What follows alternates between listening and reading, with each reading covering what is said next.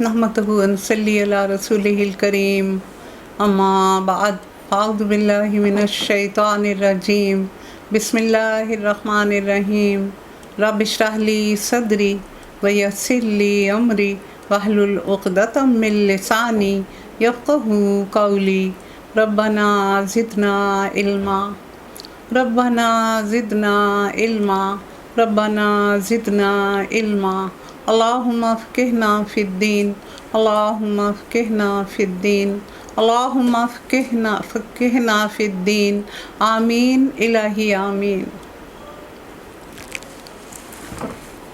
सूरत अल-माइदा की 90 आयत तक किया था, तिलावत में 93 से कर रही हूँ। अऊज़ु बिल्लाहि मिनश शैतानिर रजीम बिस्मिल्लाहिर रहमानिर रहीम लैसा अलल्लज़ीना आमनू व अमिलुस्सालिहाति जुनाहुं फ़ीमा ताइमू इज़ा मत्तक़ौ व आमनू व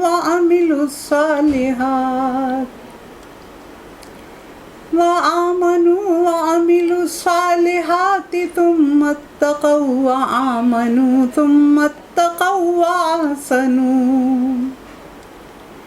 वल्लाहु युहिब्बुल मुहसिनीन।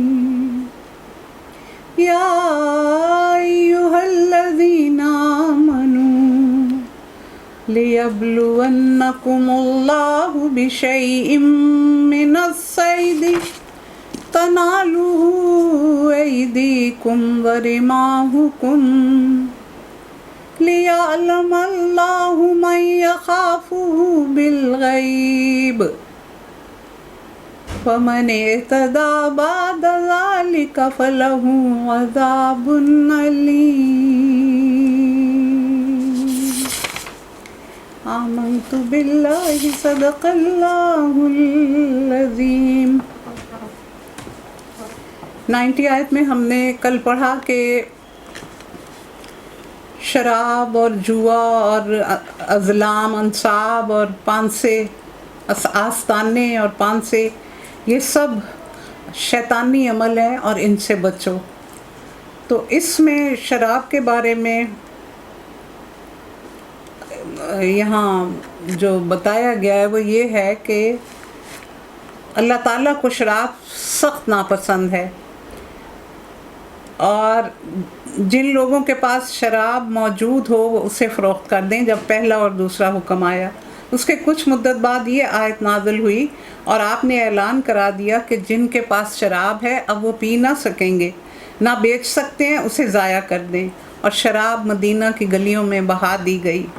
बाज़ लोगों ने पूछा हम यहूदियों को तोहफ़तन दे दें, तो आपने फरमाया जिसने ये हराम की है उसने तोहफ़तन देने से भी मना किया है। बाज़ लोगों ने पूछा हम शराब को सिरके में तब्दील कर दें, तो आपने इससे भी मना फरमा दिया। इब्न उमर की रवायत है कि हुज़ूर सल्लल्लाहु अलैहि वसल्लम ने फरमाया कि अल्लाह ताला ने लानत भेजी शराब पर, उसके पीने वाले पर, उसके पिलाने वाले पर, उसके बेचने वाले पर, उसके ख़रीदने वाले पर, उसके कशीद करने वाले पर, उसके कुशीद कराने वाले पर, उसको ले के जाने वाले पर और उस शख्स के लिए जिसके लिए वो ले जाई जाए, सब के ऊपर लानत है। और एक और हदीस में नबी करीम सल्लल्लाहु अलैहि वसल्लम ने उस दस्तरखान पर खाना खाने से मना फरमाया जिस पर शराब पी जा रही हो, और आपने उन बर्तनों तक के इस्तेमाल की ममानियत कर दी जिनमें शराब बनाई और पी जाती थी। बाद में जब शराब की हुर्मत का हुक्म पूरी तरह नाफज हो गया तो फिर आपने ये पाबंदी बर्तनों पर से उठा ली।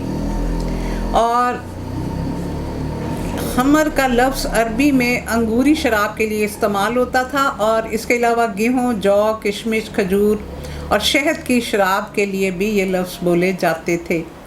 और हुज़ूर सल्लल्लाहु अलैहि वसल्लम के वाज़ेह इरशादात हैं, कुल्ली मस्करिन खमरिन व कुल्ली मस्करिन हरामिन, हर नशा आवर चीज़ खम्र है और हर नशा आवर चीज़ हराम है।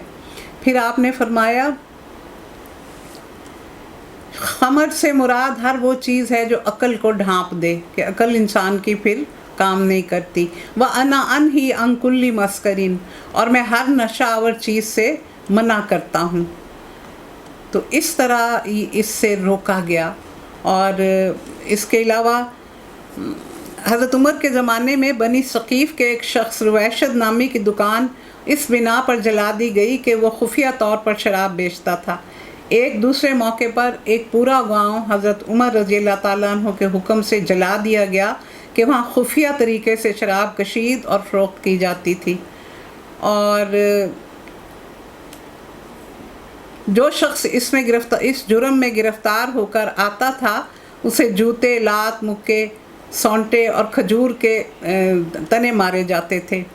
زیادہ سے زیادہ 40 ضربیں آپ کے زمانے میں لگائی گئیں، اور حضرت ابو بکر کے زمانے میں 40 کورے مارے جاتے تھے۔ حضرت عمر کے زمانے میں ابتدا 40 کوروں سے ہوئی، پھر جب آپ نے دیکھا کہ لوگ باز نہیں آتے تو پھر آپ نے 80 کورے مروانے شروع کر دیے۔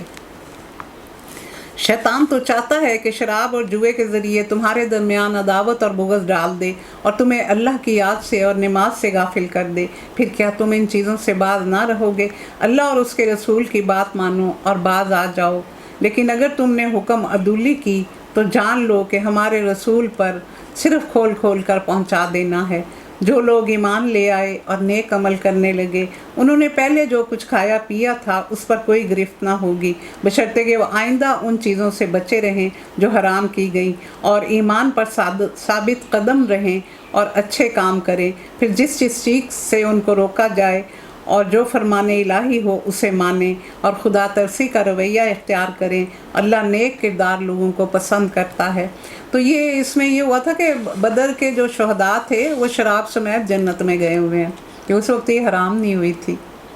تو بہت سے لوگوں نے تو اس میں جو آیا ہے تو کہ یہ پہلے بہت زیادہ جو گناہ کر چکے تو ان لوگوں کو یہ فکر تھا کہ پتہ نہیں ہمیں معاف کیا جائے گا کہ نہیں، تو ان کو کہا گیا کہ اللہ تمہیں معاف کر دے گا، آئندہ سے توبہ کر لو۔ اے لوگو جو ایمان لائے ہو، اللہ تمہیں اس شکار کے ذریعے سخت آزمائش میں ڈالے گا جو بالکل تمہارے ہاتھوں اور نیزوں کی زد میں ہوگا، یہ دیکھنے کے لیے کہ تم میں سے کون اس سے غائبانہ ڈرتا ہے۔ پھر جس نے اس تنبیہ کے بعد اللہ کی مقرر کی ہوئی حد سے تجاوز کیا اس کے لیے دردناک عذاب ہے۔ یعنی احرام کی حالت میں شکار نہیں کیا جا سکتا، شکار کا بتایا بھی نہیں جا سکتا۔ اگر کسی کو نظر آ جائے تو وہ یہ بھی نہیں کہہ سکتا کہ فلاں جگہ پہ شکار ہے تو تم کر لو جس نے احرام نہیں باندھا ہوا۔ تو اگر وہ جنہوں نے احرام نہیں باندھا ہوا وہ از خود شکار کریں اور لے آئیں کھلانے کے لیے تو اس میں کوئی حرج نہیں ہے۔ اے لوگو جو ایمان لائے ہو، احرام کی حالت میں شکار نہ مارو۔ اگر تم میں سے کوئی جان بوجھ کر ایسا کرے تو جو جانور اس نے مارا ہو اس کے ہم پلہ ایک جانور اسے مویشیوں میں سے نظر دینی ہوگی، جس کا فیصلہ 2 عادل آدمی کریں گے، اور یہ نذرانہ کعبہ پہنچایا جائے گا، یا نہیں تو گناہ کے کفارے میں چند مسکینوں کو کھانا کھلانا ہوگا، اس کے بقدر روزے رکھنے ہوں گے تاکہ وہ اپنے کیے کا مزہ چکھیں۔ پہلے جو کچھ ہو چکا اسے اللہ نے معاف کر دیا، لیکن اب اگر کسی نے اس حرکت کا اعادہ کیا تو اس سے اللہ بدلہ لے گا۔ اللہ سب پر غالب ہے اور بدلہ لینے کی پوری قوت رکھتا ہے۔ یہ اس طرح کی ان کے اوپر پابندی تھی جیسے سبت کی تھی۔ انہوں نے خود اپنے لیے سبت کا دن چنا کہ ہم ہفتے والے دن کوئی کام نہیں کریں گے، شکار بھی نہیں کریں گے، کچھ بھی نہیں کریں گے، لیکن بعد میں انہوں نے اس کی خلاف ورزی کی اور مچھلی کا شکار کرنا شروع کر دیا، تو پھر ان کو بندر اور خنزیر بنایا گیا تھا۔ تو یہ بھی آزمائش مسلمانوں کی پابندی اس سے ملتی جلتی ہے۔ تمہارے لیے سمندر کا شکار اور اس کا کھانا حلال کر دیا گیا، یعنی احرام کی حالت میں وہ کھا سکتے ہو، جہاں تم ٹھہرو وہاں بھی کھا سکتے ہو اور قافلے کے لیے زاد راہ بھی بنا سکتے ہو۔ البتہ خشکی کا شکار جب تک تم احرام کی حالت میں ہو تم پر حرام کیا گیا ہے، پس بچو اس اللہ کی نافرمانی سے جس کی پیشی میں تم سب کو گھیر کر حاضر کیا جائے گا۔ جعل اللہ الکعبۃ البیت الحرام قیاما للناس والشہر الحرام والہدی والقلائد ذلک لتعلموا ان اللہ یعلم ما فی السماوات وما فی الارض وان اللہ بکل شیء علیم۔ اللہ نے مکان محترم काबा को लोगों के लिए क़याम का ज़रिया बनाया और माह हराम और कुर्बानी के जानवरों और कलादों को भी इस काम में मुआविन बना दिया, ताकि तुम्हें मालूम हो जाए कि अल्लाह आसमानों और ज़मीन के सब हालात को जानता है और वो हर शय का जानने वाला है। तो अब अहले अरब में क्या होता था कि जो शख्स जाता था हज के लिए तो वो हार एक सिंबल के तौर पे पहनता था, तो यहाँ आज तक वही रिवाज चला आ रहा है। इसी तरह वो जानवरों के गले में पटे यानी कलादे डालते थे। तो इसमें ये बताया गया कि अल्लाह ने इस घर को तुम्हारे लिए क़याम का ज़रिया बनाया है। तो ये एक मकान, एक शख्स था, एक अरब के किसी कबीले का, उसने एक घर बनाया, उसका नाम रखा काबा यमानिया। तो फिर अल्लाह ताला ने इसको बैतुल हराम का नाम दिया ताकि ये किसी से ना मिले, ये हुर्मत वाला घर अपने नाम के साथ यूनिक हो जाए। ख़बरदार हो जाओ, अल्लाह सज़ा देने में बहुत सख्त है और उसके साथ साथ बहुत ज़्यादा दरगुजर करने वाला और रहम फरमाने वाला है। रसूल पर तो सिर्फ पैगाम पहुंचा देने की ज़िम्मेदारी है। तुम्हारे खुले और छुपे सब हालात का जानने वाला अल्लाह है। ए पैगंबर, इनसे कह दो पाक और नापाक बहरहाल यकसा नहीं है, खा पाक की बतात तुम्हें कितनी ही फरेफ्ता करने वाली हो।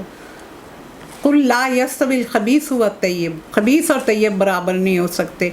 बुरी और अच्छी चीज़, बुरे और अच्छे अशख़ास, मादी एतबार से खबीस चीज़ और तय्यब, और अक़ली और अखलाकी लिहाज से पाक और साफ़ चीज़ें, अच्छी और बुरी चीज़ें, खैर और शर, नेकी और बदी, फ़िस्क और तकवा, नेकुकार और बदकार, ये सब बराबर नहीं होते। बस है लोगों जो अक्ल रखने वाले हो, अल्लाह की नाफरमानी से बचो, उम्मीद है कि तुम्हें फलाह नसीब होगी। ऐ लोगों जो ईमान लाए हो, ऐसी बातें ना किया करो जो तुम पर जाहिर कर दी जाएं तो तुम्हें नागवार हो। अगर तुम उन्हें ऐसे वक्त में पूछोगे जब कुरान नाज़िल हो रहा होगा और वो तुम पर खोल दी जाएं, तो अब तक जो कुछ तुमने किया उसे अल्लाह ने माफ़ कर दिया और वो दरगुजर करने वाला बुर्दबार है। इसमें सवाल बड़े पूछते थे लोग, बहुत ज़्यादा सवाल रसूलुल्लाह सल्लल्लाहु अलैहि वसल्लम से पूछते थे। और एक शख्स ने बार बार पूछा, या रसूलल्लाह, हज हर साल फ़र्ज़ है? उसने एक दफ़ा पूछा, दो दफ़ा पूछा, तीसरी दफ़ा पूछा, तो रसूलुल्लाह सल्लल्लाहु अलैहि वसल्लम ने फरमाया, ए अल्लाह के बंदे, अगर मैं हाँ कह देता तो तुम लोगों पर हज हर साल फ़र्ज़ हो जाता। तो भी सवाल कर के ये सवाल ज़्यादा करने नहीं चाहिए, क्योंकि कुरान का नज़ूल हो रहा था, अभी तकमील नहीं हुई थी शरीयत की। तो फिर उसमें अगर ये सवाल इस तरह के पूछोगे तो हो सकता है तुम्हारे लिए कोई हुक्म सख्त बन जाए। क्यों मन्नतें मांगता है औरों के दरबार से इकबाल, वो कौन सा काम है जो होता नहीं तेरे परवरदिगार से। तुमसे पहले एक गिरोह ने इसी किस्म के सवालात किए थे, फिर वो लोग इन्हीं बातों की वजह से कुफर में मुब्तला हो गए।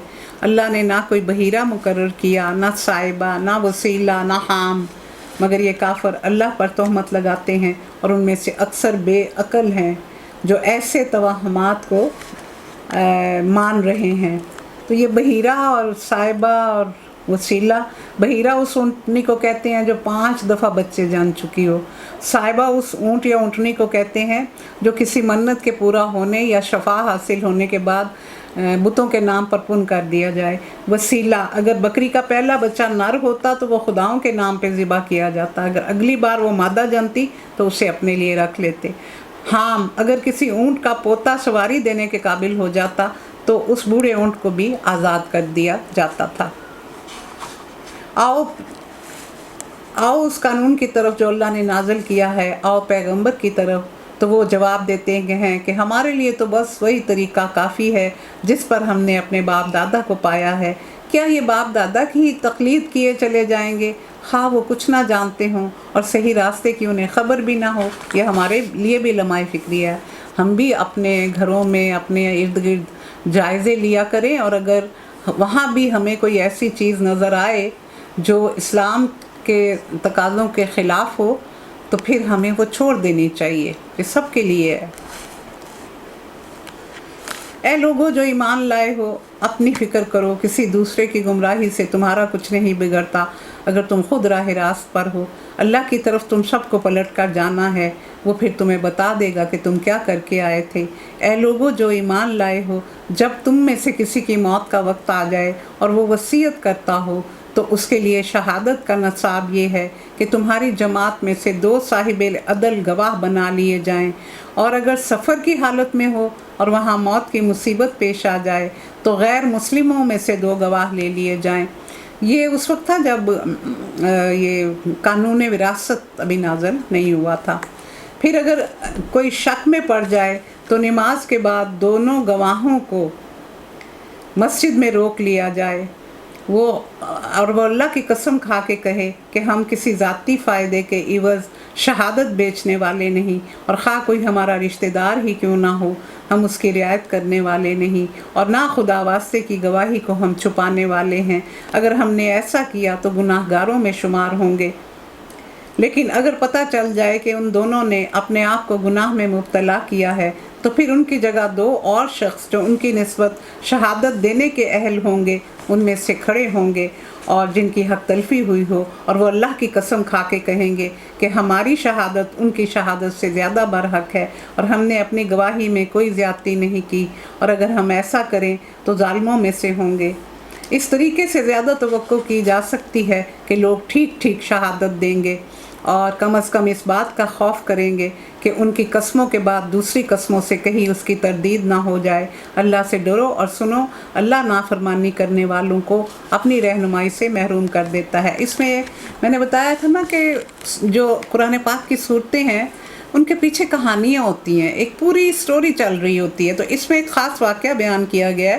بنو سہم کا ایک مسلمان تمیم داری تھا اور ایک عیسائی عدی، یہ تجارت کے سفر پر گئے، اور راستے میں یہ تمیم جو تھا یہ بیمار ہوا اور اس کو موت نے آن لیا۔ تو اس کے پاس جو سامان تھا وہ اس نے اپنے اس عیسائی دوست کے حوالے کیا اور اس کو کہا کہ یہ میرے وارثوں کو پہنچا دینا۔ اس کے بعد جب یہ واپس کیا سفر سے، یہ عیسائی دوست، اس نے جا کے وہ سامان اس کے وارثوں کو دے دیا۔ وارثوں نے جب کھولا تو اس میں اندر اس نے چھپا کے بڑے طریقے سے لسٹ رکھی ہوئی تھی کہ یہ سامان جو وہ دیکھیں کتنا سمجھدار آدمی تھا، وہ چھپا کے اس نے لسٹ رکھی ہوئی تھی۔ تو اس میں ایک بڑا قیمتی پیالہ تھا جڑاؤ جو غائب تھا۔ تو اس نے ان سے پوچھا تو انہوں نے کہا کہ ہمیں تو یہی اس نے دیا تھا، تو بس بات آئی گئی ہوگی۔ پھر کچھ وقت گزرا تو ان کو وارثوں کو وہ بازار میں ایک دکان پہ وہ پیالہ پڑا ہوا نظر آ گیا۔ انہوں نے جب اس کو دیکھا تو جس دکاندار کے پاس تھا اس سے پوچھا تو اس نے پھر اسی شخص کا نام لیا کہ یہ میرے پاس آ کے بیچ گیا تھا۔ تو پھر یہ معاملہ جو تھا یہ پھر پیش ہوا، تو اس میں کہا گیا کہ یہ جو لوگ ہیں یہ قسم کھائیں گے، یعنی مسجد میں آئیں گے اور یہ قسم کھائیں گے کہ اگر میں جھوٹا ہوں تو مجھ پر اللہ کی لعنت، اگر یہ جھوٹا ہے تو اس پر اللہ کی لعنت ہو۔ اس طرح انہوں نے قسم کھائی، اور اس کے بعد پھر ظاہر ہے کہ پیالہ جو تھا وہ تو مل گیا ہوا تھا۔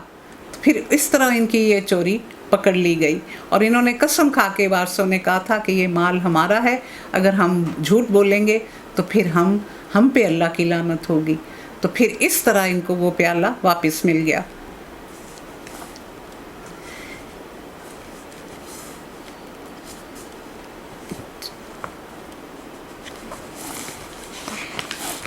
اور انہوں نے کہا کہ بعد اس صلاۃ کے نماز کی صلاۃ کے بعد ہم ان کو بلائیں گے تاکہ یہ اس طرح یہ اپنی برات کریں۔ تو عصر کی نماز کا اہل کتاب بھی بہت احترام کرتے تھے، تو یہ عصر کی نماز میں زیادہ تر ایسا ہوتا تھا، اور جھوٹ بولنا ان کے ہاں بھی اس ٹائم پر ممنوع تھا۔ جس روز اللہ سب رسولوں کو جمع کر کے پوچھے گا کہ تمہیں کیا جواب دیا گیا، تو وہ عرض کریں گے ہمیں کچھ علم نہیں، آپ ہی تمام پوشیدہ حقیقتوں کو جانتے ہیں۔ پھر تصور کرو اس موقع کا جب اللہ تعالیٰ فرمائے گا، اے مریم کے بیٹے، عیسیٰ یاد کرو میری نعمت کو جو میں نے تمہیں اور تمہاری ماں کو عطا کی تھی، میں نے روح پاک سے تیری مدد کی، تو گہوارے میں بھی لوگوں سے بات کرتا تھا اور بڑی عمر کو پہنچ کر بھی میں نے تجھ کو کتاب اور حکمت اور تورات اور انجیل کی تعلیم دی، تو میرے حکم سے مٹی کا پتلا پرندے کی شکل کا بناتا اور اس میں پھونکتا تھا تو وہ زندہ ہو جاتا تھا، اور تو مادرزاد اندھے اور کوڑی کو میرے حکم سے اچھا کرتا تھا، پیدائشی اندھا اور کوڑی آ کے ہاتھ لگانے سے ٹھیک ہو جاتے تھے، تو مردوں کو میرے حکم سے زندہ کرتا تھا۔ پھر جب بنی اسرائیل کے پاس سری نشانیاں لے کر تو پہنچا اور جو لوگ ان میں سے منکر حق تھے انہوں نے کہا کہ یہ نشانیاں جادوگری کے سوا کچھ نہیں، جو 2 معجزے آپ کو دیے گئے تھے، معجزے ان کو دیے گئے تھے، تو انبیاء کو معجزات دیے جاتے ہیں۔ تو 3 الفاظ ہیں اس میں، یعنی ایک معجزہ ہوتا ہے جو جس کا لفظی مطلب ہے عاجز کر دینے والی چیز، یعنی معجزے کو دیکھ کے انسان عاجز ہو جاتا ہے، وہ عقل کے پیمانے میں نہیں آ سکتی، وہ لاجکس میں نہیں آ سکتا معجزہ، تو وہ انسان کی عقل کو حیران کر دینے والا ہوتا ہے۔ دوسرا ہوتا ہے کرامت، یہ اللہ کے جو ولی لوگ ہوتے ہیں، عارفین ہوتے ہیں، جو اللہ کے بہت قریب ہوتے ہیں، تصوف اور طریقت دین میں ہوتا ہے، تو ان کو کرامتیں دی جاتی ہیں، تو وہ بھی ایسی چیزیں، یعنی یہ لوگ خوش ہو کے نہیں دکھاتے، لیکن اگر کبھی ان کو اس طرح کرنا پڑ جائے تو کرتے ہیں۔ جیسے معجزات بھی لوگوں کو، یعنی نبی اپنی نبوت کو ثابت کرنے کے لیے نہیں معجزے دکھاتے تھے، بلکہ لوگوں کو دین کی طرف لانے کے لیے، تو اسی طرح ولی اللہ بھی نہیں زیادہ اچھا سمجھتے تھے کہ اپنی کرامتیں دکھائیں۔ اور تیسرا ہوتا ہے استدراج، جیسے سامری نے وہ ایک بچڑا بنایا اور اس میں سے بیل کی سی آواز نکلتی تھی،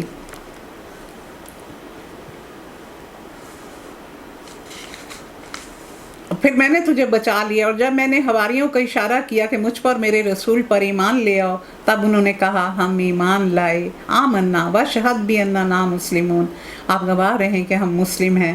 یہ واقعہ بھی یاد رہے کہ جب حواریوں نے کہا اے عیسیٰ ابن مریم، هل يستطيع ربك ان ينزل علينا مائدة من السماء قال اتقوا الله ان كنتم مؤمنين۔ یہ دیکھیں، یہ ہے وجہ تسمیہ 112 آیت جو میں نے آپ کو پہلے بتایا تھا کہ اس میں مائدہ کا لفظ آیا ہوا ہے۔ تو حواریوں نے کہا کہ آپ کا رب ہم پر آسمان سے کھانے کا ایک خوان اتار سکتا ہے؟ تو عیسیٰ نے کہا اللہ سے ڈرو اگر تم مومن ہو۔ انہوں نے کہا ہم بس یہ چاہتے ہیں کہ اس سے کھانا کھائیں اور ہمارے دل مطمئن ہو جائیں اور ہمیں معلوم ہو جائے کہ آپ نے جو کچھ کہا وہ سچ ہے اور ہم اس پر گواہ ہوں، یعنی 4-5 باتیں۔ ایک تو ہم فکر معاش سے آزاد ہو جائیں گے اگر ہمیں اوپر سے کھانا ملے گا، اور ہمیں یقین ہو جائے گا کہ آپ اللہ کے رسول ہیں، پھر ہم اس پر گواہی دیں گے، اور پھر ہم اس کی وجہ سے عید منائیں گے، ایسٹر مناتے ہیں یہ اس کی وجہ سے۔ اس پر عیسیٰ ابن مریم نے دعا کی خدایا ہمارے رب ہم پر آسمان سے خوان نازل کر دے جو ہمارے لیے اور ہمارے اگلے پچھلوں کے لیے خوشی کا موقع قرار پائے، اور تیری طرف سے ایک نشانی ہو اور ہم کو رزق دے، اور تو بہترین رزق دینے والا ہے، واللہ خیر الرازقین۔ تو اس کے بارے میں اللہ تعالیٰ نے جواب دیا میں اس کو نازل کرنے والا ہوں، مگر اس کے بعد جو تم میں سے کفر کرے گا میں اسے ایسی سزا دوں گا جو دنیا میں کبھی کسی کو نہ دی ہوگی۔ تو اس میں پھر ایک روایت یہ ملتی ہے کہ ان پہ یہ مائدہ نازل ہی نہیں کیا گیا تھا، کیونکہ کہا گیا تھا کہ تم اس کو سنبھالو گے نہیں، کہ تم اس کے لیے تم کل کے لیے اس کو اٹھا کے نہیں رکھو گے، لیکن وہ اس کی پابندی نہ کر سکے تو پھر بندر اور خنزیر بنا دیے گئے۔ لیکن دوسرا یہ کہا جاتا ہے کہ یہ اترا ہی نہیں تھا۔ غرض پھر اللہ فرمائے گا اے عیسیٰ ابن مریم، کیا تم نے لوگوں سے کہا تھا کہ اللہ کے سوا مجھے اور میری ماں کو معبود بنا لو؟ تو وہ جواب میں عرض کرے گا سبحان اللہ، میرا کام یہ نہ تھا، وہ بات کہتا جس کے کہنے کا مجھے کوئی حق نہ تھا، اگر میں نے ایسی بات کہی ہوتی تو آپ کو ضرور علم ہوتا، آپ جانتے ہیں جو کچھ میرے دل میں ہے اور میں نہیں جانتا جو کچھ آپ کے دل میں ہے، آپ ساری پوشیدہ حقیقتوں کے عالم ہیں، میں نے اس کے سوا کچھ نہیں کہا جس کا آپ نے حکم دیا تھا، یہ اللہ کی بندگی کرو جو میرا رب بھی ہے اور تمہارا رب بھی، میں اس وقت تک ان کا نگران تھا جب تک کہ میں ان کے درمیان تھا، جب آپ نے مجھے واپس بلا لیا تو آپ ان پر نگران تھے، آپ تو ساری ہی چیزوں پر نگران ہیں، اب اگر آپ انہیں سزا دیں تو وہ بندے ہیں آپ کے، اور اگر معاف کر دیں تو آپ غالب اور دانا ہیں۔ تب اللہ فرمائے گا یہ وہ دن ہے جس میں سچوں کو ان کی سچائی نفع دے گی، ان کے لیے ایسے باغ ہیں جن کے نیچے نہریں بہتی ہوں گی، یہاں وہ ہمیشہ رہیں گے، اللہ ان سے راضی ہوا اور وہ اللہ سے راضی ہو گئے۔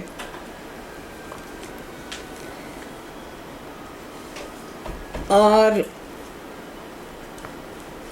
زمین و آسمان اور تمام موجودات کی بادشاہی اللہ ہی کی ہے اور وہ ہر چیز پر قدرت رکھتا ہے۔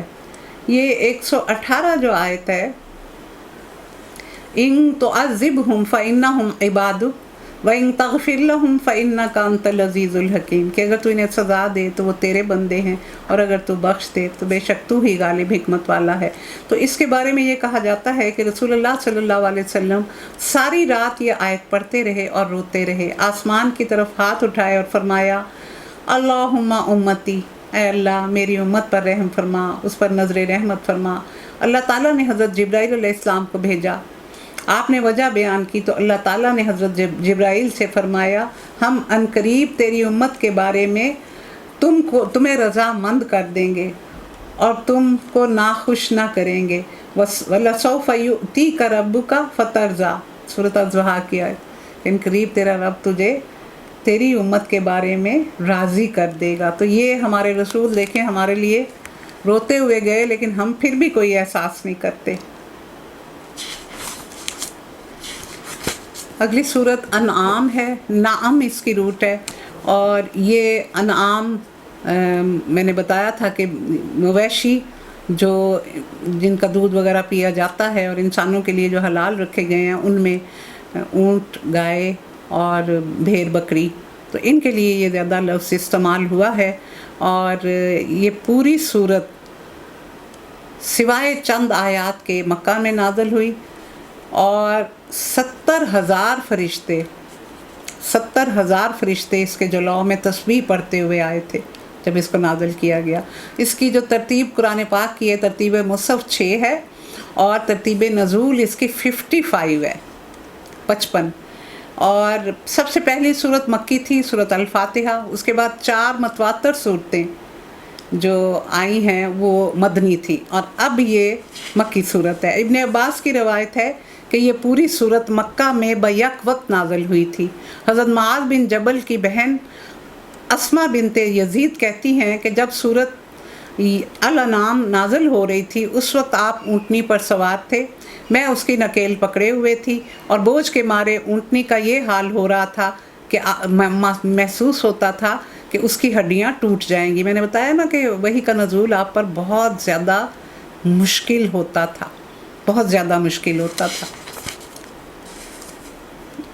اور رسول اللہ صلی اللہ علیہ وسلم کی جو زندگی ہے اس کو 4 نمایاں ادوار میں، مکی زندگی جو ہے اس کو 4 نمایاں ادوار میں تقسیم کیا جاتا ہے۔ پہلا دور آغاز بعثت سے لے کر اعلان نبوت تک، یعنی پہلے 3 سال تقریباً آپ نے اپنی نبوت کا اعلان نہیں کیا تھا۔ دوسرا دور اعلان نبوت سے پرسیکیوشن یعنی ظلم و ستم اور فتنہ تک، یہ بھی تقریباً 2 سال۔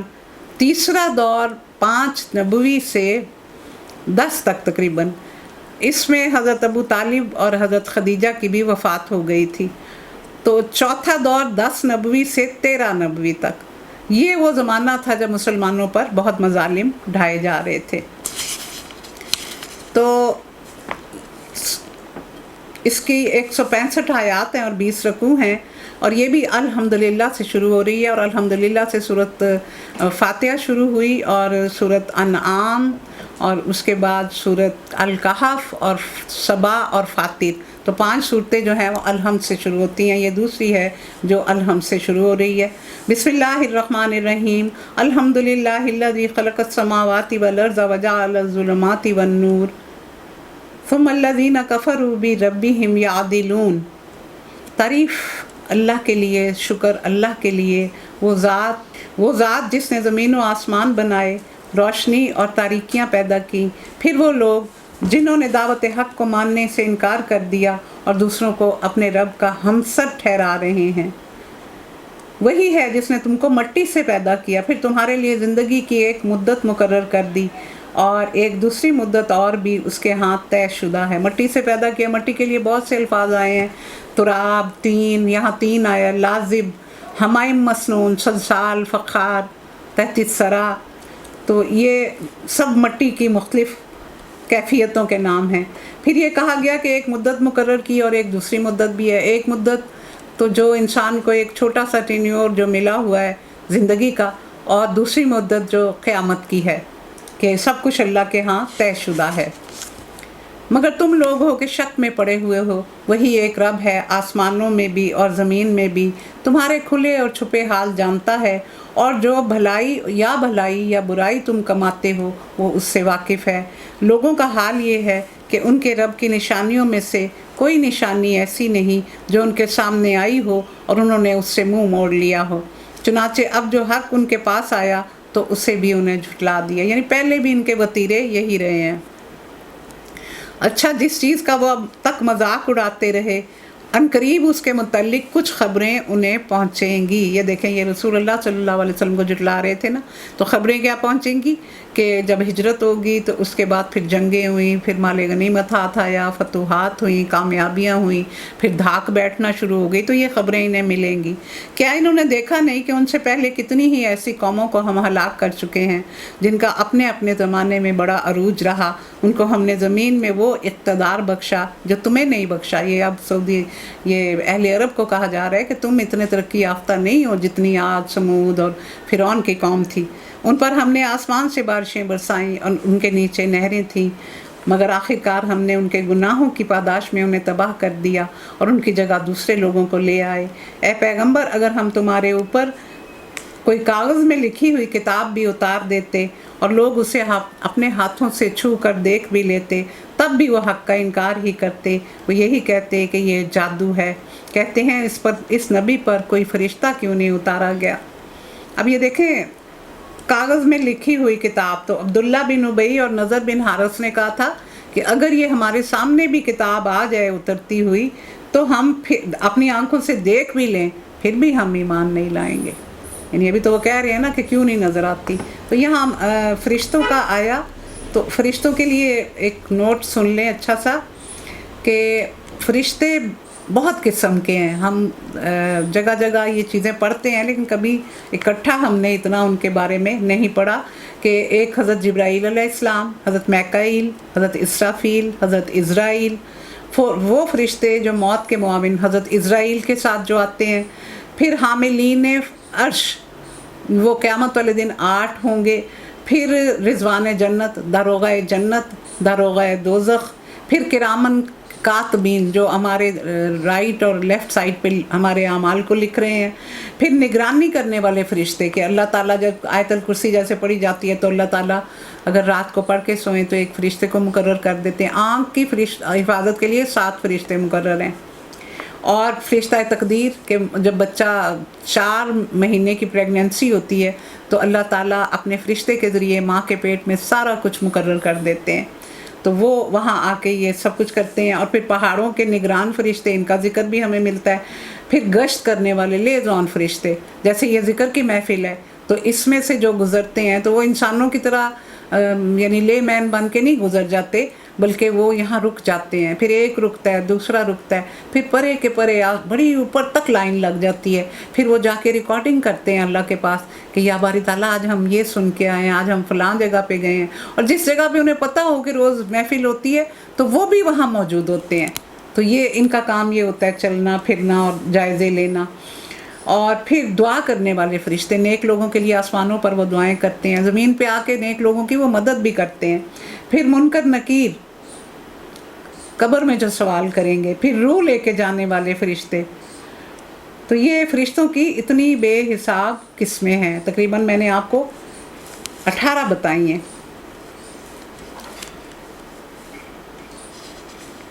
اور اگر ہم فرشتے کو، وہ کہتے ہیں کہ ہمارے پاس کوئی فرشتہ کیوں نہیں آتا، تو اللہ تعالیٰ فرما رہے ہیں کہ اگر ہم فرشتے کو اتارتے تو انسانی شکل میں اتارتے اور پھر بھی یہ شبہ میں مبتلا ہو جاتے.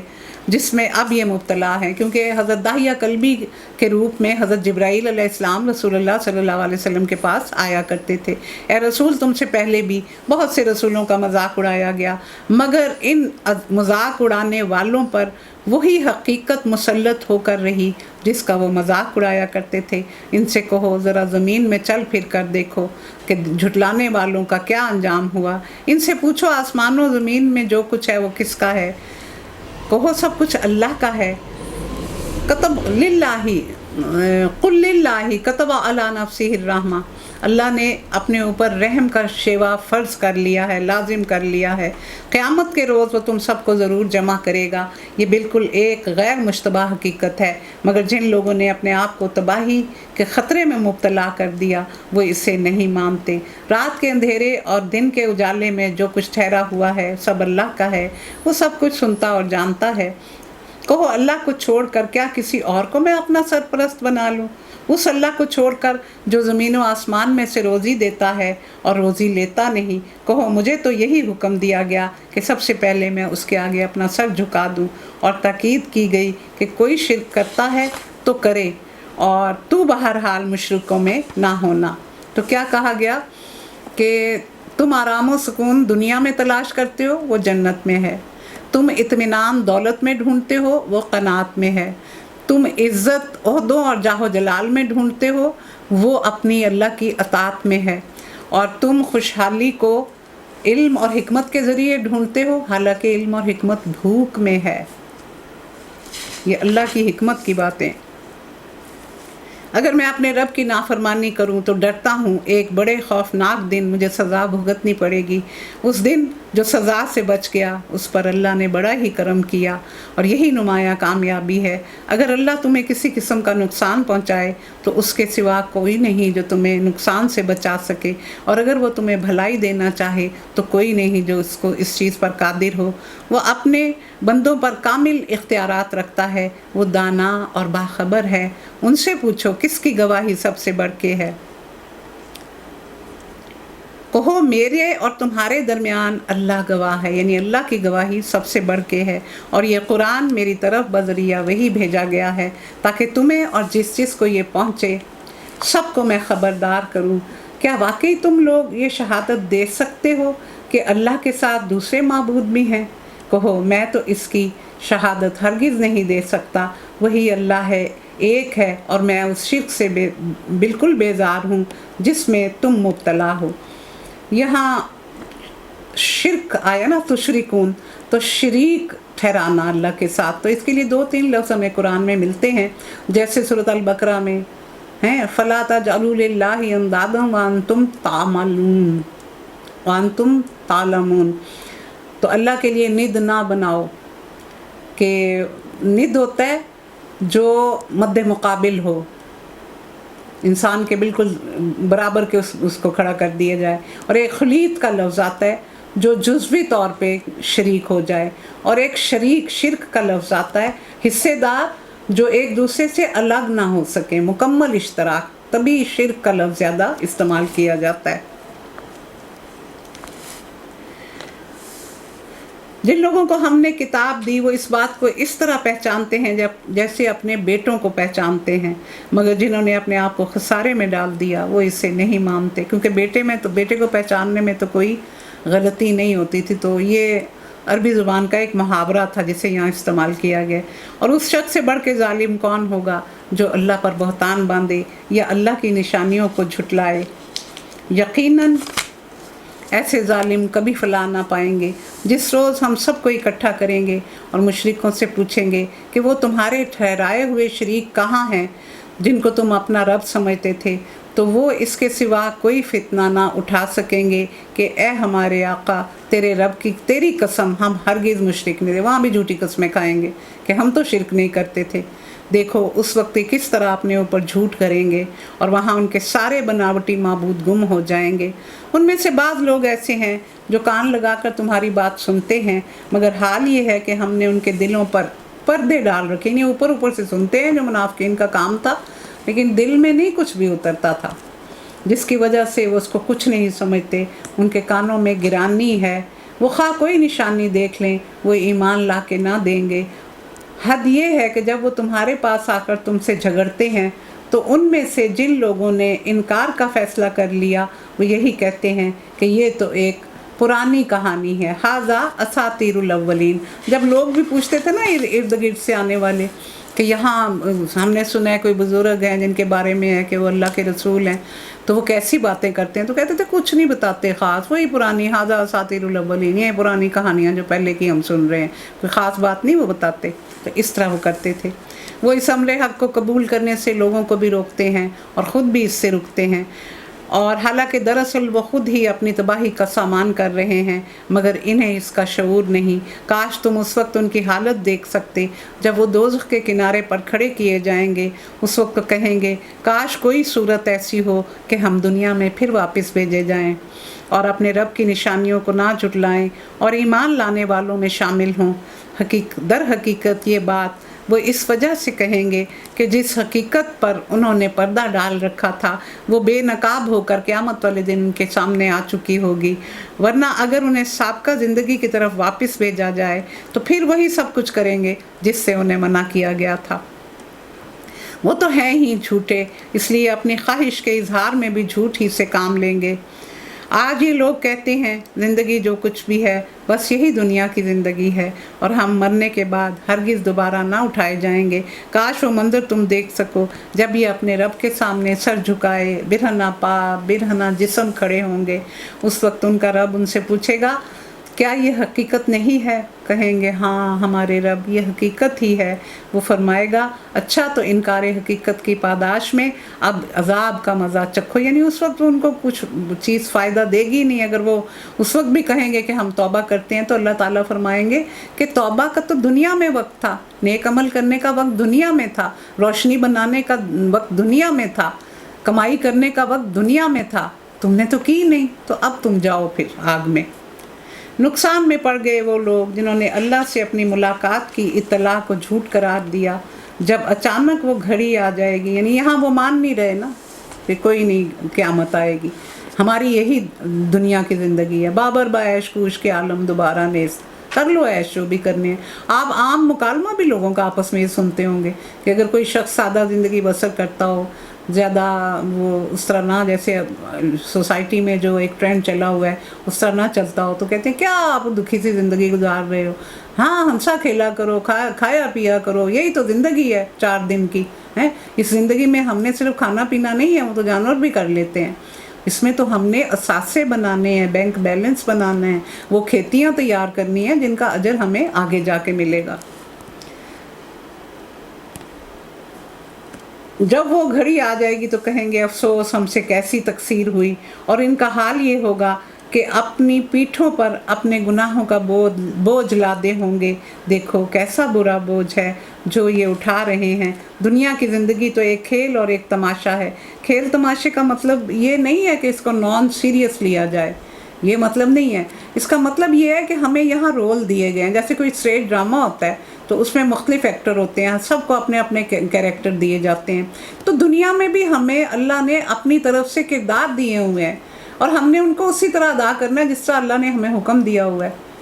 تو وہ جب ہمارا ٹائم ختم ہوتا ہے تو پھر بس وہ جیسے ڈرامہ ختم ہوتا ہے تو سارے کیریکٹر گھروں کو چلے جاتے ہیں۔ جب انسان کی زندگی کا وقت ختم ہوتا ہے تو وہ بھی واپس وہاں لوٹ جاتا ہے جہاں اس نے اپنی دائمی زندگی میں جانا ہے۔ اس لحاظ سے یہ کہا گیا ہے کہ بہت تھوڑا ٹائم ہے تو اس کو غنیمت سمجھو اور اس میں اچھے اچھے عمل کر لو۔ یہ ان لوگوں کے لیے بہتر ہے جو ضیاءکاری سے بچنا چاہتے ہیں۔ پھر کیا تم عقل سے کام نہ لوگے؟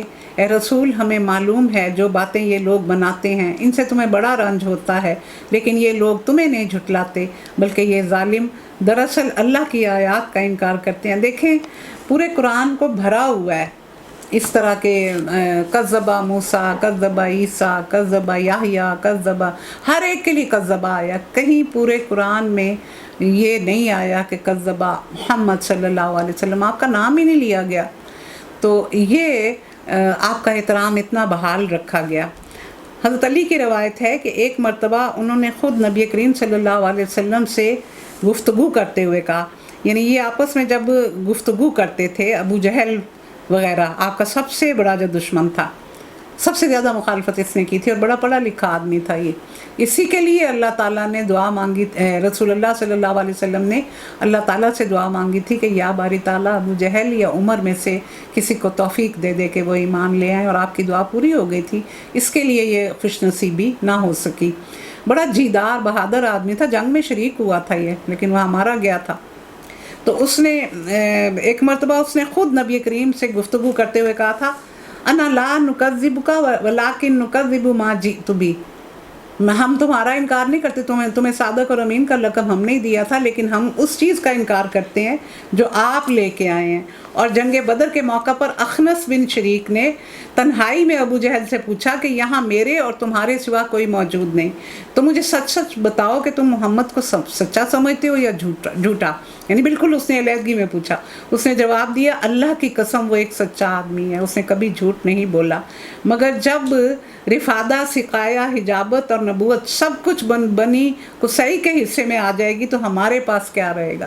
یعنی وہ اس قبیلے کو یہ سارا کچھ دینا نہیں چاہ رہے تھے، یہ سارا کچھ تو پھر یہ لے جائیں گے، تو پھر ہمارے پاس کا اگر یہ نبوت، رسالت، پھر تو سارے لوگ اسی طرف چل پڑیں گے، تو پھر ہم کسی کام کے نہیں رہیں گے. یعنی اپنی اجارہ داری وہ چھوڑنا نہیں چاہتے تھے.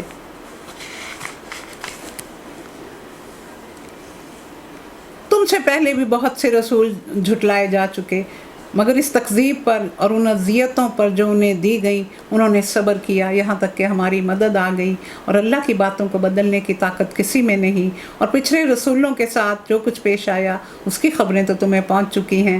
تاہم اگر ان لوگوں کی بے رخی تم سے برداشت نہیں ہوتی تو اگر تم میں کچھ زور ہے، یہ دیکھیں یہ ذرا کچھ سخت آیت ہے، تو زمین میں کوئی سرنگ ڈھونڈو یا آسمان میں سیڑھی لگاؤ اور ان کے پاس کوئی نشانی لانے کی کوشش کرو.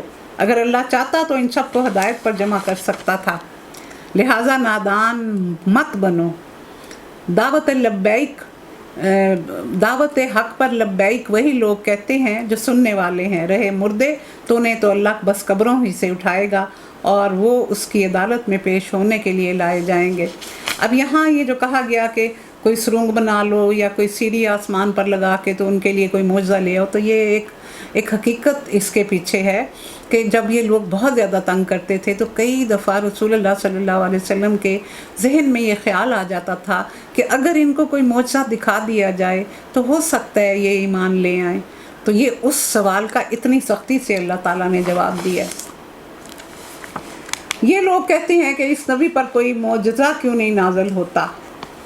کہو اللہ تعالیٰ معجزے یا نشانی اتارنے کی پوری قدرت رکھتا ہے، مگر ان میں سے اکثر لوگ نادانی میں مبتلا ہیں، کیونکہ جو قومیں معجزے دیکھ کر ایمان نہیں لاتی تھیں ان پر فی الفور عذاب آتا تھا اور انہیں نیست و نابود کر دیا جاتا تھا. یہ فطرت کا تقاضا ہے، یہ اللہ تعالیٰ کی ہمیشہ سے یہی فطرت رہی کہ جب بھی کسی قوم نے معجزہ مانگا اور ان کو معجزہ دیا گیا لیکن انہوں نے رسول کو نہیں مانا تو پھر اس جگہ پر عذاب آیا.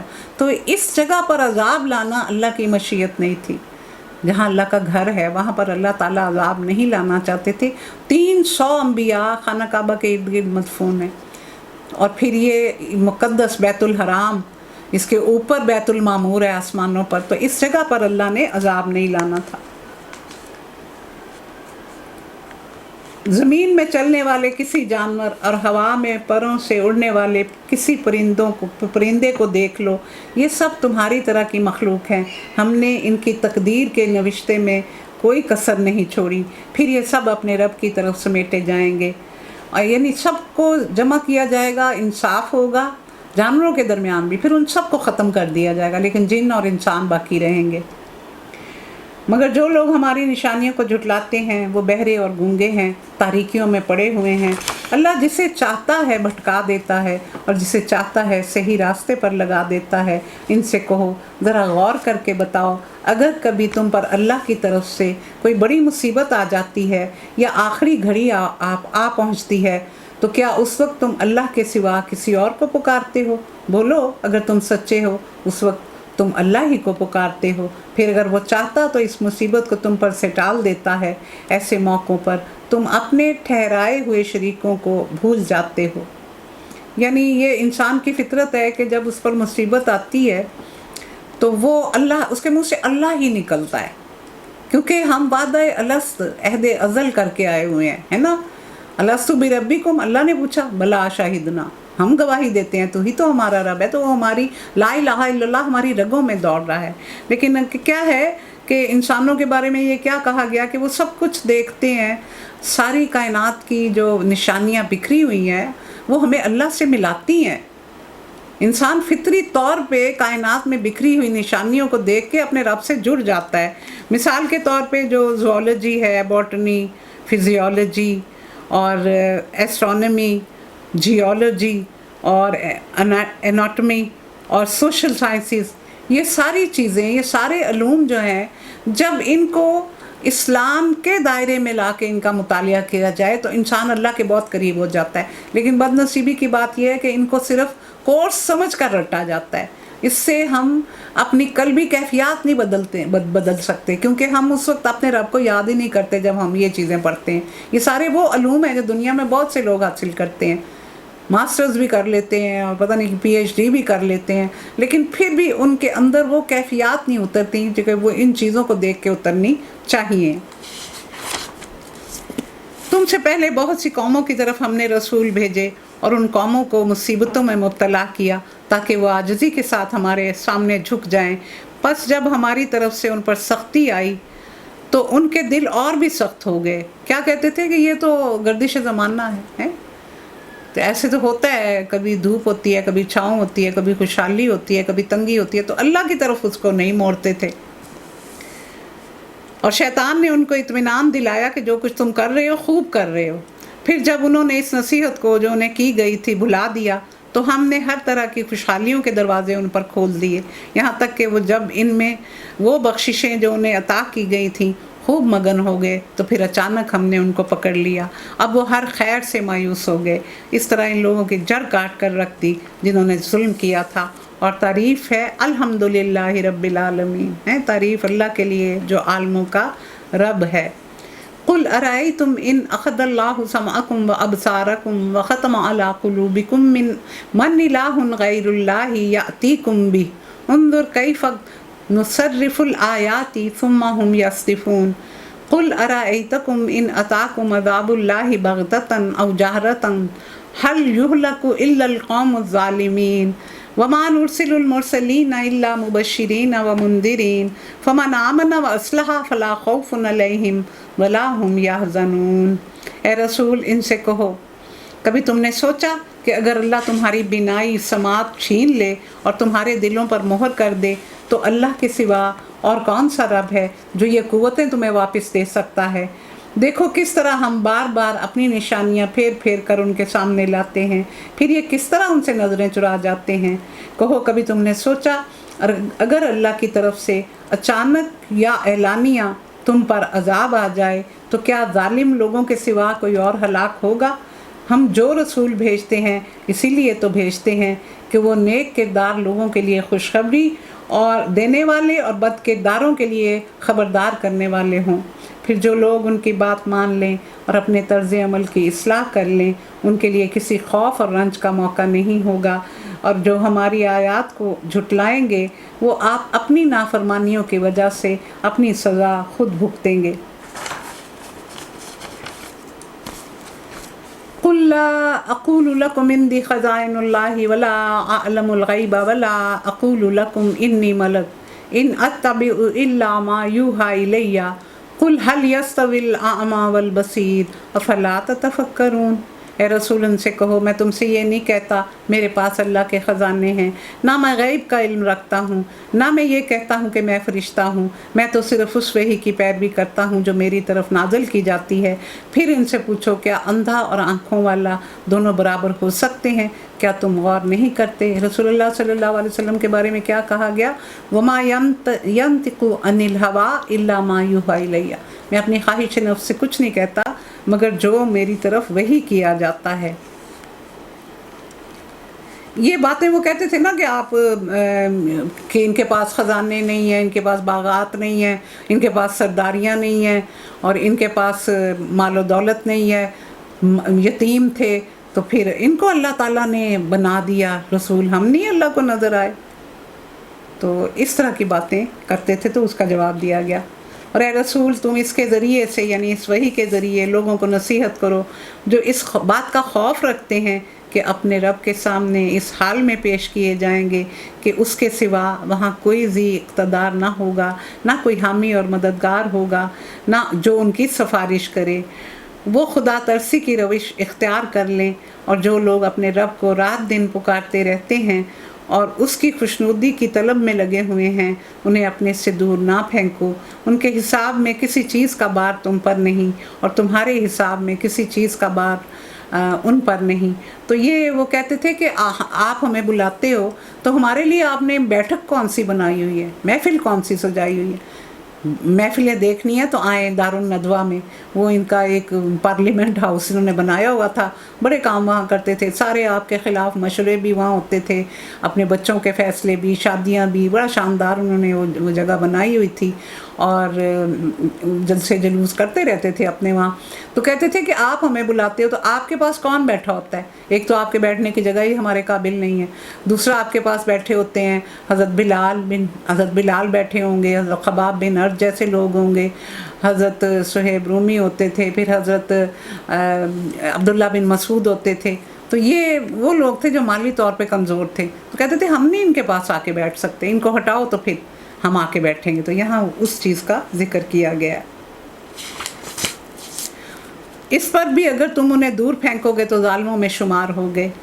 دراصل ہم نے اس طرح ان لوگوں میں سے بعض کو بعض کے ذریعے سے آزمائش میں ڈالا ہے، یعنی غریبوں اور مفلسوں اور ایسے لوگوں کو جو سوسائٹی میں ادنا حیثیت رکھتے ہیں، سب سے پہلے ایمان کی توفیق دے کر ہم نے دولت اور عزت کا گھمنڈ رکھنے والوں کو آزمائش میں ڈالا ہے کہ وہ آگے بڑھ گئے، وہ لے گئے دولت اصل، تاکہ وہ انہیں دیکھ کر کہیں کیا یہ ہیں وہ لوگ جن پر ہمارے درمیان اللہ کا فضل و کرم ہوا۔ وہ تو رسول اللہ صلی اللہ علیہ وسلم کو بھی یہی کہتے تھے، ہاں کیا اللہ اپنے شکر گزار بندوں کو ان سے زیادہ نہیں جانتا؟ جب تمہارے پاس وہ لوگ آئیں جو ہماری آیات پر ایمان لاتے ہیں اور ان سے کہو تم پر سلامتی ہے، تمہارے رب نے رحم اور کرم کا شیوا اپنے اوپر لازم کر لیا۔ اللہ تعالیٰ نے لوح محفوظ میں اپنے بارے میں جو سٹیٹمنٹ لکھی ہوئی ہے وہ یہ ہے، کتب ربکم علی نفسہ الرحمہ، کہ اللہ نے انسانوں پر رحم کرنا جو ہے وہ لازم کیا ہوا ہے، تو سزا تو اس کو دینی پڑے گی جب لوگوں کو انصاف دلانا ہوگا۔ تو یہ اس کا رحم ہے کہ اگر تم میں سے کوئی نادانی کے ساتھ کسی برائی کا ارتکاب کر بیٹھتا ہے اور اس کے بعد توبہ اور اصلاح کر لیتا ہے تو وہ معاف کر دیتا ہے اور نرمی سے کام لیتا ہے۔ اس طرح ہم اپنی نشانیاں کھول کھول کر بیان کرتے ہیں تاکہ مجرموں کو اپنی راہ صاف نظر آئے۔ اے رسول ان سے کہو تم لوگ اللہ کے سوا جن دوسروں کو پکارتے ہو ان کی بندگی کرنے سے مجھے منع کیا گیا ہے۔ کہو میں تمہاری خواہشات کی پیروی نہیں کروں گا، اگر میں نے ایسا کیا تو گمراہ ہو جاؤں گا اور راہ راست پانے والوں میں سے نہ رہوں گا۔ تو وہ کیا خواہشات تھیں؟ ایک سال ہم آپ کے اللہ کی پوجا کر لیتے ہیں، ایک سال آپ ہمارے بتوں کی کر لیں۔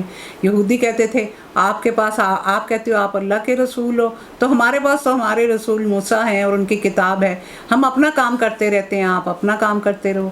یہ اسی طرح عیسائی کہتے تھے، تو یہ نہیں ہونا تھا، ہے نا۔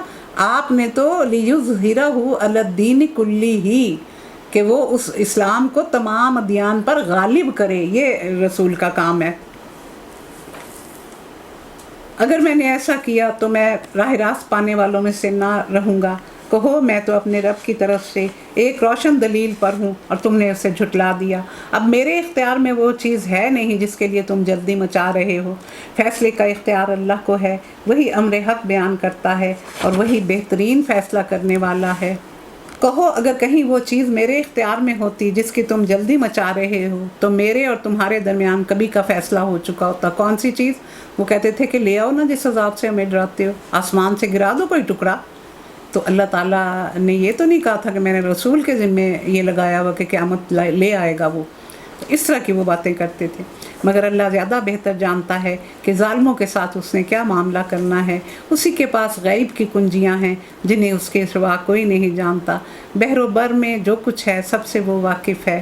درخت سے گرنے والا کوئی پتا ایسا نہیں جس کا اسے علم نہ ہو، زمین کے تاریک پردوں میں کوئی دانہ ایسا نہیں جس سے وہ باخبر نہ ہو۔ خشک تر سب کچھ ایک کھلی کتاب میں لکھا ہوا ہے۔ وہی ہے جو رات کو روحیں قبض کرتا ہے اور دن کو جو کچھ تم کرتے ہو انہیں جانتا ہے، پھر دوسرے روز وہ تمہیں اسی کاروبار کے عالم میں واپس بھیج دیتا ہے تاکہ زندگی کی مقررہ مدت تم پوری کرو، آخر اسی کی طرف تمہاری واپسی ہے، پھر وہ تمہیں بتائے گا کہ تم کیا کرتے رہے، کہ وہاں سارے کچے چٹھے کھل جائیں گے۔ اپنے بندوں پر وہ پوری قدرت رکھتا ہے اور تم پر نگرانی کرنے والے مقرر کر کے بھیجتا ہے۔ یہ جو ہمارے دائیں بائیں کرامن کاتبین لکھ رہے ہیں ہماری باتیں، یہاں تک کہ جب تم میں سے کسی کی موت کا وقت آتا ہے اور اس کے بھیجے ہوئے فرشتے اس کی جان نکال لیتے ہیں، وہ اپنا فرض انجام دینے میں کوئی کوتاہی نہیں کرتے، پھر سب کے سب اللہ حقیقی آقا کی طرف واپس لائے جاتے ہیں۔ خبردار ہو جاؤ، فیصلے کے سارے اختیارات اس کو حاصل ہیں اور حساب لینے میں وہ بہت تیز ہے۔ اے رسول ان سے پوچھو، صحرا اور سمندر کی تاریکیوں میں کون تمہیں خطرات سے بچاتا ہے؟ کون ہے جس سے تم گر گرا کر اور چپکے دعائیں مانگتے ہو؟ کس سے کہتے ہو کہ اگر اس بلا سے نجات دے دی تو ہم شکر گزار ہوں گے؟ کہو اللہ تمہیں اس سے اور ہر تکلیف سے نجات دیتا ہے، پھر تم دوسروں کو شریک ٹھہراتے ہو۔ اس میں بہت سے واقعات بیان کیے جا سکتے ہیں۔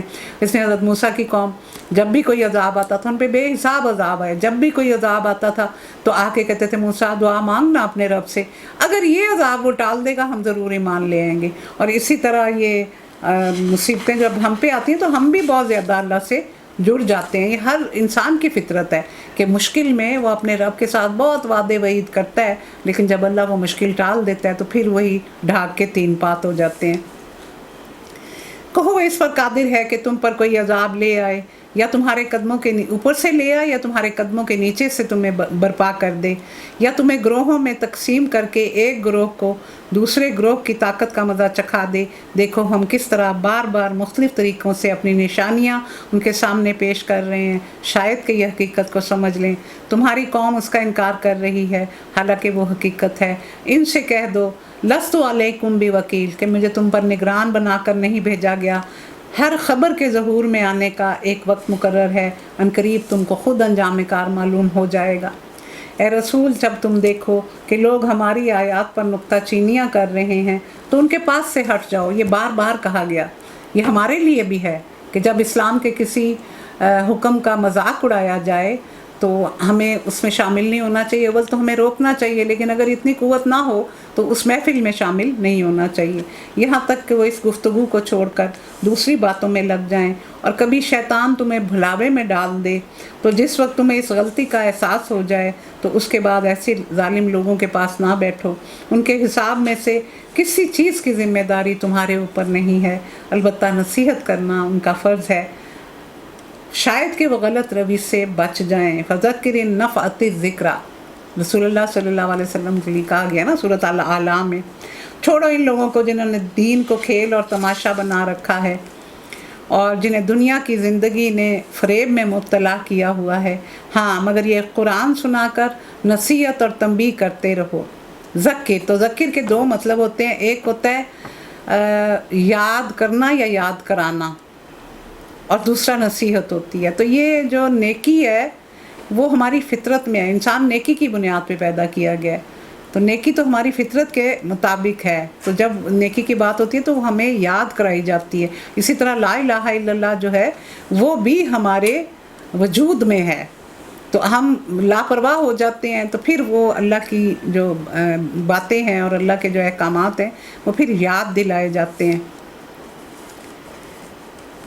کہ کوئی شخص اپنے کرتوتوں کے وبال میں گرفتار نہ ہو جائے، اور گرفتار بھی اس حال میں کہ اللہ سے بچانے والا کوئی حامی اور مددگار اس کے لیے نہ ہو، اور اگر وہ ہر ممکن چیز فدیے میں دے کر چھوٹنا چاہے تو وہ بھی اس سے قبول نہ کی جائے، کیونکہ ایسے لوگ خود اپنی کمائی کے نتیجے میں پکڑے جائیں گے، ان کو تو اپنے انکار حق کے معاوضہ میں کھولتا ہوا پانی اور دردناک عذاب بھگتنے کو ملے گا۔ اے رسول ان سے پوچھو کیا ہم اللہ کو چھوڑ کر ان کو پکاریں جو نہ ہمیں نفع دے سکتے ہیں نہ نقصان، جبکہ اللہ تعالیٰ ہمیں سیدھی راہ دکھا چکا ہے؟ کیا اب ہم الٹے پاؤں پھر جائیں؟ کیا ہم اپنا حال اس شخص کا سا کر لیں جسے شیطان نے صحرا میں بھٹکا دیا ہو اور وہ حیران اور سرگرداں پھر رہا ہو اور اس کے ساتھی اسے پکار رہے ہوں کہ ادھر آ، یہ سیدھی راہ ہے؟ کہو حقیقت میں صحیح رہنمائی تو اللہ ہی کی ہے، اور اس کی طرف سے ہمیں یہ حکم ملا ہے کہ مالک کائنات کے آگے سر اطاعت خم کر دو، نماز قائم کرو، اس کی نافرمانی سے بچو، اسی کی طرف تم سمیٹے جاؤ گے۔ جگ میں آ کر ادھر ادھر دیکھا، تو ہی آیا نظر جدھر دیکھا۔ لیکن دیکھیں تو پھر پتہ چلے، ہم تو آنکھیں بند کر کے ہر چیز کے پاس سے گزر جاتے ہیں۔ وہی ہے جس نے آسمان و زمین کو برحق پیدا کیا، اور جس دن وہ کہے گا حشر ہو جائے تو اس دن ہو جائے گا۔ اس کا ارشاد عین حق ہے، قولہ الحق وَلَهُ الْمُلْكُ يَوْمَ يُنفَخُ فِي الصُّورِ عَالِمُ الْغَیْبِ وَالشَّہَادَةِ وَهُوَ الْحَکِیمُ الْخَبِیرُ۔ جس روز سور پھونکا جائے گا اس روز بادشاہی اسی کی ہوگی، وہ غیب اور شہادت ہر چیز کا عالم ہے، دانا اور باخبر ہے۔ تو سور 3 طرح سے پھونکے جائیں گے۔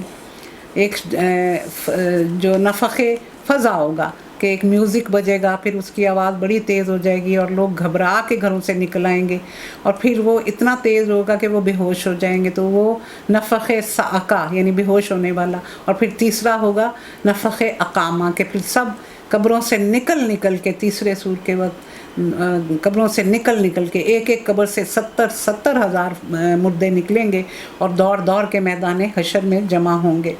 ابراہیم کا واقعہ یاد کرو، جب اس نے اپنے باپ سے کہا تھا کیا تو بتوں کو خدا بناتا ہے، میں تو تجھے تیری قوم کو کھلی گمراہی میں پاتا ہوں۔ ابراہیم کو ہم نے زمین و آسمان کا نظام سلطنت دکھایا تھا، اور اس لیے دکھاتے تھے کہ وہ یقین کرنے والوں میں سے ہو جائے۔ میں نے آپ کو بتایا تھا نا کہ رسول شہادت بالغیب پہ پہلے ہی فائز ہوتے ہیں، پھر ان کو شہادت بالعین یعنی بالکل ان کو آنکھوں سے یہ سب کچھ دکھا دیا جاتا ہے۔ چنانچہ جب رات اس پر طاری ہوئی تو اس نے ایک تارا دیکھا اور کہا یہ میرا رب ہے۔ وہ ڈوب گیا تو بولا ڈوب جانے والوں کا میں گرویدہ نہیں۔ پھر جب چاند چمکتا ہوا نظر آیا تو کہا یہ میرا رب ہے، مگر وہ بھی ڈوب گیا تو اس نے کہا میرے رب نے اگر میری رہنمائی نہ کی تو میں گمراہ ہو جاؤں گا۔ پھر سورج کو روشن دیکھا تو کہا یہ میرا رب ہے، یہ سب سے بڑا ہے، مگر جب وہ بھی ڈوبا تو ابراہیم پکار اٹھا اے برادران قوم، میں ان سے بیزار ہوں جنہیں تم اللہ کا شریک ٹھہراتے ہو۔ سورج کی اور ستاروں کی پرستش کی جاتی تھی۔ میں نے تو یکسو ہو کر اپنا رخ اس ہستی کی طرف کر لیا جس نے زمین و آسمان کو پیدا کیا، اور میں ہرگز شرک کرنے والوں میں سے نہیں ہوں۔ اس کی قوم اس سے جھگڑنے لگی تو اس نے قوم سے کہا کیا تم لوگ اللہ کے معاملے میں مجھ سے جھگڑتے ہو، حالانکہ اس نے مجھے راہ راست دکھا دی ہے، اور میں تمہارے ٹھہرائے ہوئے شریکوں سے نہیں ڈرتا۔ ہاں اگر میرا رب کچھ چاہے تو وہ ضرور ہو سکتا ہے۔ وہ کہتے تھے تو ہمارے معبودوں کو ناراض کرتا ہے تو ہمیں کوئی نہ کوئی عذاب آئے گا۔ تو انہوں نے کہا میں نہیں یہ بات مانتا، اگر کوئی عذاب اور مشکل میرا رب لائے گا تو میں مانوں گا۔ میرے رب کا علم ہر چیز پر چھایا ہوا ہے، پھر کیا تم ہوش میں نہ آؤ گے؟ اور آخر میں تمہارے ٹھہرائے ہوئے شریکوں سے کیسے ڈروں، جبکہ تم اللہ کے ساتھ ان چیزوں کو خدائی میں شریک بناتے ہوئے نہیں ڈرتے۔ یعنی میں تمہارے یہ جو خود ساختہ معبود ہیں میں ان سے ڈر جاؤں، اور جو صحیح یعنی الٹیمیٹ ریئلٹی جو ہے اور جو سوورینٹی ہے پکی یعنی اصلی، اس سے تم نہیں ڈرتے، اور میں تمہارے یہ بتوں سے ڈر جاؤں۔ اور جس کے لیے اللہ نے کوئی سند نازل نہیں کی، ہم دونوں فریقوں میں سے کون زیادہ بے خوفی اور اطمینان کا مستحق ہے؟ بتاؤ اگر تم کچھ علم رکھتے ہو۔ حقیقت میں تو امن انہی کے لیے ہے، اور راست رو وہی ہیں جو ایمان لائے اور جنہوں نے اپنے ایمان کو ظلم کے ساتھ آلودہ نہیں کیا۔ یہ تھی وہ حجت جو ہم نے ابراہیم کو اس کی قوم کے مقابلے میں عطا کی۔ ہم جسے چاہتے ہیں بلند مرتبے عطا کرتے ہیں۔ حق یہ ہے کہ تمہارا رب دانا اور علیم ہے۔ پھر ہم نے ابراہیم کو اسحاق اور یعقوب جیسی اولاد دی، اور ہر ایک کو راہ راست دکھائی، اور اس سے پہلے نوح کو دکھائی تھی، اور اسی کی نسل سے ہم نے داؤد، سلیمان، ایوب، یوسف، موسیٰ اور ہارون کو ہدایت بخشی۔ اسی طرح ہم نیکوکاروں کو ان کی نیکیوں کا بدلہ دیتے ہیں۔ اور پھر انہی کی اولاد سے زکریا، یحییٰ، عیسیٰ اور الیاس کو راہیاب کیا، ہر ایک ان میں سے صالح تھا۔ اسی کے خاندان سے اسماعیل، الیسع، یونس، لوط کو راستہ دکھایا، اور ان میں سے ہر ایک کو ہم نے تمام دنیا والوں پر فضیلت عطا کی۔ ان کے آباء و اجداد اور ان کی اولاد اور ان کے بھائی بندوں میں سے بہتوں کو ہم نے نوازا، انہیں اپنی خدمت کے لیے چن لیا اور سیدھے راستے کی طرف ان کی رہنمائی کی۔ یہ اللہ کی ہدایت ہے جس کے ساتھ وہ اپنے بندوں میں سے جس کو چاہتا ہے نوازتا ہے۔ لیکن اگر کہیں ان لوگوں نے شرک کیا ہوتا تو ان کا سب کیا کرایا غارت ہو جاتا۔ وہ لوگ تھے جن کو ہم نے کتاب، اولئک الذین آتیناہم الکتاب والحکم والنبوہ، یہ وہ لوگ تھے ہم نے ان کو کتاب اور حکمت اور نبوت عطا کی۔ اور انبیاء کو 3 چیزیں دی جاتی ہیں نا، ہدایت نامہ، کتاب دی جاتی ہے، دوسرا حکم، یعنی اس حکم نامے کا صحیح فہم اور اس کے اصولوں کو معاملات زندگی پر لاگو کرنے کی صلاحیت اور مسائل حیات سے نمٹنے کا طریقہ، اور پھر نبوت بھی اللہ تعالیٰ نے ان کو عطا کی۔ کچھ اور لوگوں کو یہ نعمت سونپ دی ہے جو اس سے منکر نہیں ہیں۔ اے رسول، وہی لوگ اللہ کی طرف سے ہدایت یافتہ تھے، انہی کے راستے پر تم چلو، اور کہہ دو میں اس کام پر تم سے کوئی اجر نہیں مانگتا، یہ تو عام نصیحت ہے تمام جہان والوں کے لیے۔ ان لوگوں نے اللہ کا بہت غلط اندازہ لگایا جب انہوں نے کہا کہ اللہ نے کسی بشر پر کچھ نازل نہیں کیا۔ ان سے پوچھو پھر وہ کتاب جسے موسیٰ لے کے آئے تھے، جو تمام انسانوں کے لیے روشنی اور ہدایت تھی، جسے تم پارا پارا کر کے رکھتے ہو۔ تورات کو انہوں نے ٹکڑے ٹکڑے کیا ہوا تھا، کچھ دکھاتے ہو کچھ چھپا جاتے ہو، اور جس کے ذریعے سے تم کو علم دیا گیا جو نہ تمہیں حاصل تھا اور نہ تمہارے باپ دادا کو۔ آخر اس کا نازل کرنے والا کون تھا؟ اس رب کو بھول جاتے ہو۔ بس اتنا کہہ دو اللہ، پھر انہیں اپنی دلیل بازیوں سے کھیلنے کے لیے چھوڑ دو۔ یہ ایک کتاب ہے جسے ہم نے نازل کیا، یعنی پہلے ان پہ کتابیں نازل کی، اب یہ قرآن آ رہا ہے۔ بڑی خیر و برکت والی کتاب ہے، اس چیز کی تصدیق کرتی ہے جو ان کے پاس پہلے سے موجود ہے، اور اس لیے نازل کی گئی کہ اس کے ذریعے سے تم بستیوں کے مرکز یعنی مکہ اور اس کے اطراف میں رہنے والوں کو خبردار کرو۔ جو لوگ آخرت کو مانتے ہیں وہ اس کتاب پر ایمان لاتے ہیں، اور ان کا حال یہ ہے کہ اپنی نمازوں کی پابندی کرتے ہیں۔ اور اس شخص سے بڑا ظالم کون ہوگا جو اللہ پر جھوٹا بہتان گھڑے یا کہے کہ مجھ پر وحی آتی ہے اور حالانکہ اس پر کوئی وحی نہ آتی ہو، یا جو اللہ کی نازل کردہ چیز کے مقابلے میں کہے کہ میں بھی ایسی چیز نازل کر کے دکھا سکتا ہوں۔ کاش تم ظالموں کو اس حالت میں دیکھ سکو جب وہ سکرات موت میں ڈبکیاں کھا رہے ہوتے ہیں، نزع کا عالم جب ان پہ آئے گا، اور فرشتے ہاتھ بڑھا بڑھا کر کہہ رہے ہوں گے لاؤ نکالو اپنی جان، آج تمہیں ان باتوں کی پاداش میں ذلت کا عذاب دیا جائے گا۔ تم اللہ پر تہمت رکھ کر ناحق بکا کرتے تھے اور اس کی آیات کے مقابلے میں سرکشی دکھاتے تھے۔ لو اب تم ویسے ہی تنہا ہمارے سامنے حاضر ہو گئے جیسے ہم نے تمہیں پہلی بار اکیلے بھیجا تھا۔ جو کچھ ہم نے تمہیں دنیا میں دیا تھا وہ تم پیچھے چھوڑ آئے، اور اب ہم تمہارے ساتھ تمہارے ان سفارشیوں کو بھی نہیں دیکھتے جن کے متعلق تم کہتے تھے وہ تمہارے کام بنانے والے ہیں، لیکن ان کا اس میں کچھ حصہ نہیں تھا۔ تمہارے آپس کے سب رابطے ٹوٹ گئے اور وہ سب تم سے گم ہو گئے جن کا تم زوم رکھتے تھے۔ اللہ تعالیٰ فرمائیں گے بلاؤ نا اپنے سفارشیوں کو، کہاں ہیں جس کی بنا پر تم میری سرکشی کرتے تھے۔ ہم نے کیا 94 آیات تک۔ سبحانک اللہم و بحمدک، نشہد ان لا الہ الا انت، نستغفرک و نتوب الیک۔ آمین الہی آمین۔ ربنا تقبل منا انک انت السمیع العلیم وتب علینا انک انت التواب الرحیم۔